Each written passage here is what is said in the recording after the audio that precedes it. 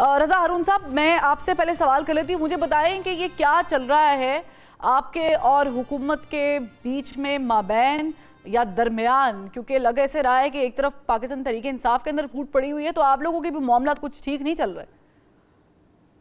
नहीं, मामला तो ठीक चल रहे हैं, गवर्नमेंट की सपोर्ट तो कर रहे हैं, लेकिन जाहिर है कि जब मामला इरसा के चेयरमैन की तैनाती के होंगे और उसमें आइन और कानून की पासदारी नहीं की जाएगी तो फिर एहतजाज तो किया जाएगा। सूबों का हक बनता है, पानी के मामला बड़े संजीदा और हसास नौयत के होते हैं, इसीलिए इरसा को बनाया गया था और इरसा की कॉम्पोजिशन इस तरह रखी गई थी कि चारों सूबों की नुमाइंदगी थी और विफाक से एक नुमाइंदा होता है और इसकी वो होती है, चेयरमैनशिप रोटेशन में होती है। उसको सुपरसीड करना विदाउट एनी लीगल जरूरियात को पूरा करते हुए, मैं समझता वज़ीर आज़म साहब से ये एक मिस्टेक हो गई और एहतजाज के बाद उन्होंने उसको वापस लिया। इस तरह की चीजें जब होंगी तो बेशक आदमी हुकूमत में हो या ना हो फरवा, आईनी और कानूनी अगर मामलात में पेचीदगी होंगी तो उसकी तरफ निशानदेही कराना, एहतजाज करना, ये हक बनता है, उस पर करना भी चाहिए। अच्छा, आप लोग गवर्नर के मामले पे कहाँ पर खड़े हैं? और मुझे सिर्फ ये बताएगा कि कुंडी साहब जो हैं वो क्या केपी के गवर्नर के लिए आप लोगों ने फाइनल कर लिया उनका नाम?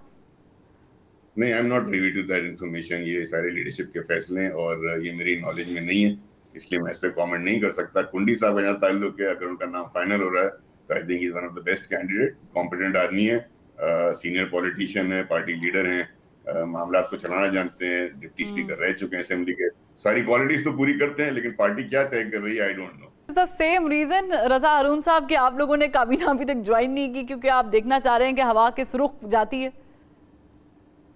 मैं समझता हूँ कि पीपल्स पार्टी के पास खुद एक बड़ी जिम्मेदारी है। दो बड़े सूबे हैं, सूबा सिंध है, सूबा बलूचिस्तान है, विफाक में अब प्रेसिडेंट साहब भी जो हैं वो इलेक्ट होकर आ गए हैं, तो एक तरीके से आप ये समझ सकते हैं कि विफाक का हिस्सा भी हैं और सूबों में गवर्नमेंट भी चलानी है। वो बात मैं जो काजमी साहब फरमा रहे थे, देखिए तहरीक इंसाफ को भी अपना सोचना चाहिए, तर्जुमानों से पार्टी नहीं चलती है।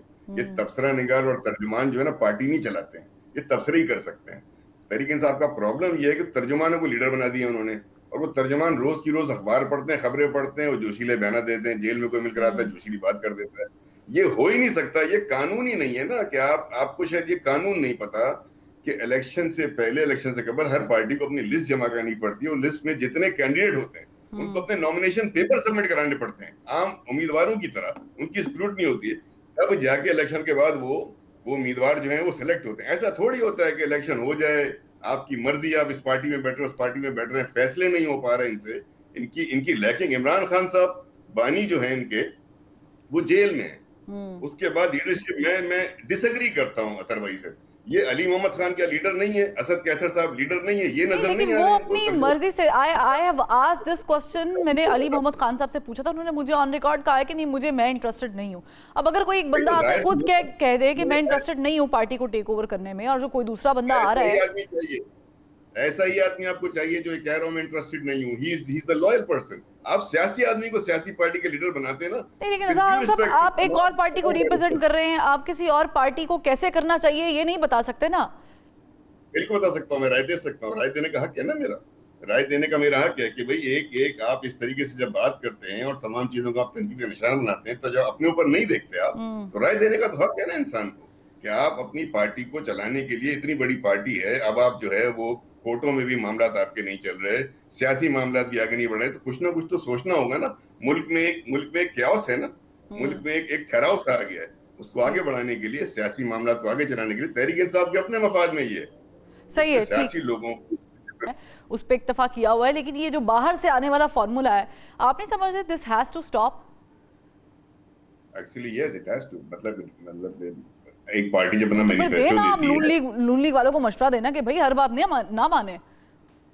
आप समझ रहे कि ये मशवरा नून लीग वालों को देना तो ये नून लीग वालों को मशवरा नहीं देना ना, पीपल्स पार्टी को देना है। जिनको मशवरा देना है उनको समझनी चाहिए ना ये बात कि जब एक पॉलिटिकल पार्टी अपना मंशूर पेश करती है, उसकी एक प्रोग्राम होता है ना, उसकी लीडरशिप का एक प्रोग्राम होता है। कादमी साहब सही फरमा रहे हैं बिल्कुल कि उनकी पूरी पार्टी एक लाइन के ऊपर काम करती है, इलेक्शन में जाती है, प्लेजेस लेती है, लेकिन वो प्लेजेस जब डिलीवर करने का मौका आता है, एनी हाउ आप इलेक्ट होकर आ जाते हैं और आप गवर्नमेंट में आ जाते हैं, तो आपको फिर डिलीवरी इकोनॉमिक फ्रंट पे ज्यादा देनी होती है, इकोनॉमी की डिलीवरी ज्यादा होती है, सोशल सेक्टर की डिलीवरी ज्यादा होती है, तो वहां आपको पार्टी लॉयल्स चाहिए होते हैं। पार्टी लॉयल्स भी वो चाहिए होते हैं जो टेक्नोक्रेट्स हों, पार्टी लॉयर्स वो नहीं चाहिए जो रिश्तेदार हों या बस मेरा कोई जानने वाला है, उसको कख नहीं पता तालीम का, सेहत का, इकोनॉमी का, मैं उसको बना दूं, फॉरेन अफेयर्स का बना दूं, फाइनेंस में लगा दूं। नहीं, उस जगह पे उन पोस्टेस के ऊपर फरवा आपको एक टेक्नोक्रेट चाहिए, इंटेलेक्चुअल चाहिए। सारी दुनिया में ऐसा होता है कि लोगों को ट्रेन किया जाता है वो पोस्ट के लिए, फॉरेन ऑफिस के लिए, फाइनेंस के लिए, डिफेंस के लिए, एजुकेशन के लिए, वो टेक्नोक्रेट्स होते हैं। ये फील्ड जो है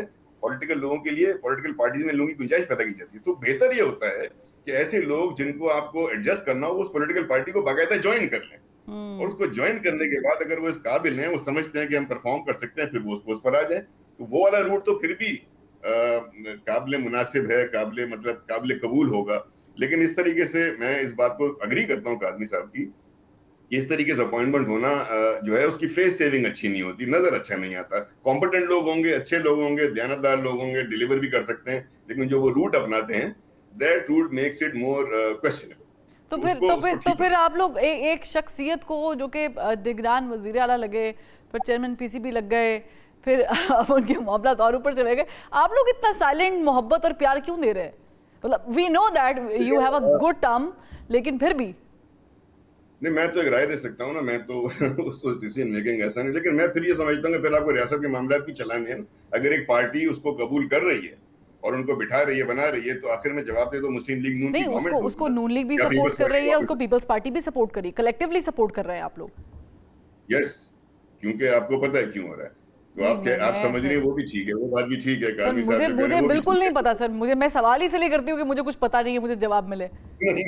ऐसा नहीं है, आपको सब पता है। लेकिन मैं ये कह रहा हूँ कि चूंकि अब एक पोस्ट पे आ गए, बैठ गए, आफ्टर ये बिफोर द अपॉइंटमेंट की सारी टॉक्स है ना, एक चीज अपॉइंटमेंट हो गई, बैठ गए आके, अब उसके बाद हेल्प उठा लिया, तो अब उनकी जिम्मेदारी है वो डिलीवर करें और उस मिथ को, उस परसेप्शन को गलत प्रूफ करें। अच्छा, ये अनवारुल हक काकड़ साहब भी उसी मोहब्बत की लिस्ट में शामिल हैं? चलिए ये तो बता दें मुझे। अनवारुल हक काकड़ साहब, जी वो तो हाँ, नहीं, बिल्कुल अच्छे आदमी, मेरे जाती दोस्त हैं। मैंने ये नहीं कहा कि वो बुरे आदमी है, मैंने ये कहा ही नहीं है। मैंने कहा ये उसी मोहब्बत की लिस्ट में शामिल है जिसमें मोहसिन नकवी साहब शामिल हैं। आप ऐसा उल्टा शुरू करें, जो एक आप बताएंगे कौन शामिल नहीं है, वो बहुत कम नाम मिलेंगे आपको। कौन शामिल है? आपने खुद ही बता दिया कि आपकी जो पूरी हुकूमत की जो आपकी कोलैबोरेशन से एक हुकूमत बनी है, कोलेशन गवर्नमेंट बनी हुई है, वो सारी मोहब्बत की बिना पे नहीं है। नॉट